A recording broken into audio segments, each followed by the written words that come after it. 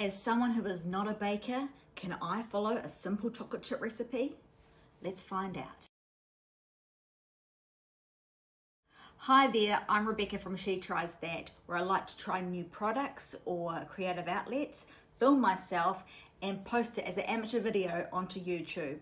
Watch me as I fumble my way through a recipe that should be very easy for chocolate chip cookies. I'm going to follow this recipe from Jamie Oliver. Only a few ingredients, really easy, so let's give it a go. The recipe calls for 1 large egg, a pinch of fine sea salt, but I only have Himalayan sea salt. Oh well. Golden caster sugar. I only have white caster sugar. Self-raising flour, but I'm going to use gluten-free flour as I'm trying to go more gluten-free. Unsalted butter, but I think this might be salted butter. I actually can't tell. Vanilla extract, the only thing I think I did get correctly. And for the chocolate chips, I'm just going to use normal Whittaker's dark chocolate block. I want my chocolate chips to be nice and rich tasting, so I only ever want to have 1 instead of 6. 100 grams of unsalted butter, lightly softened. 125 grams, which is half a cup of my caster sugar. And I'm going to beat this until pale and creamy. I guess that looks pale and creamy enough to me. I mean, I don't know what that's really all meant to look like, but it looks fine to me.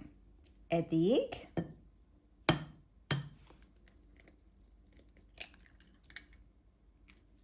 Half a teaspoon of vanilla extract.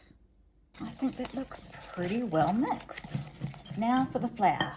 200 grams of self-raising flour converts to about 1.6 cups, which doesn't seem that much, but I have double checked on Google to convert it. I don't have anything that measures in grams, so it's hard to know if this is the right amount. So it's a bit of a guess, and I can't even measure that well because it's all sort of fading and there's nothing to really give me sort of 0.6. So I don't know, I'm just going to go for it, and that's what we're here to do. I've run a bit of Himalayan sea salt in the lid, and I'm just going to add a pinch of this. A good stir. Oh, messy stir. This was the wrong bowl to use. It's going everywhere. I've made a mess, but whatever, that's what a kitchen's for. It has mixed okay, but I probably should have thought about the fact that gluten-free flour is a little bit more thickening. It has sort of thickening agents in it, so maybe I should have put a bit less. I should have maybe just put 1 cup instead of whatever I was trying to do.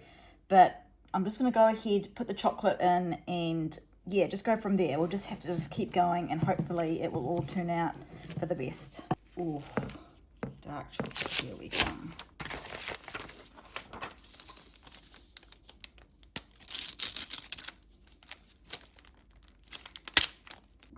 I'm going with pretty much half a block of this chocolate. That's probably overkill, but I love my chocolate chips cookies to be very chocolatey, and you might as well go hard or go home. Okay, now that I see the pile that I've chopped up, I'm sort of rethinking my choices. I mean, that is actually quite a lot. Let me see how I go. I'll just add it to the bowl and we'll see. Okay, I've added about half so far, but I think we can definitely add more. Yeah, no, let's go for it. Let's keep going for it. The chocolate's gone quite melty too, so it's going to be these chunky chocolate bits and lots of meltedness too. I guess this is probably why you don't use normal chocolate for cooking, because the cooking chocolate's probably, you know, more solid and stands up to the heat, but I just like using the real stuff, and Whittaker's is the real deal. Okay, let's see if this comes to 20. Roll tablespoons of dough onto a lined oven tray. 1 down. Let's see if we can get 19 more out of this. Okay, I only got 15 balls of dough onto this tray, and that's actually the whole bowl anyway.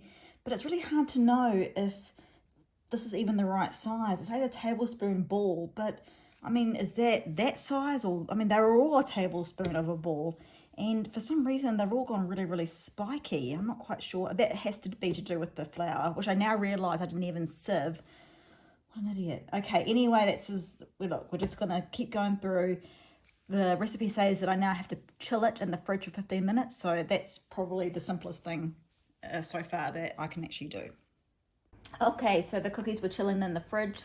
The oven is preheating on 170 degrees. I have flattened down the cookies as per the instructions, although they don't say how much space to put between each one. None of them are uniform. They look all very, very random. So this is going to be a huge surprise if these turn out. So I'm going to give it the 10 to 12 minutes in the oven and let's see what happens. Out of the oven, they're not all touching, so at least I got the space okay. Again, they're all randomly shaped, so therefore probably all very randomly cooked. They're a little touch of soft. I don't have a resting rack, unfortunately, so I'm thinking, should I just transfer them to a chopping board or just leave them here? The bottoms look really nice, so I think I'm going to transfer them so they can cool down, and then we'll give them a try. Okay, they've cooled down a little bit, so I've opened them up to have a look and a taste test. And you know what? They're actually not too bad. I think I would call this a success. The gluten-free flour hasn't made too much of an impact. I was a little bit worried they'll taste very grainy, but it's nothing like that at all. There's lovely big chocolate chips. So you know what? I'm going to have a cup of tea, a rest, and one of my gluten-free chocolate chip cookies. Thanks very much for following along if you made it to the end. Like and subscribe if you want to see more.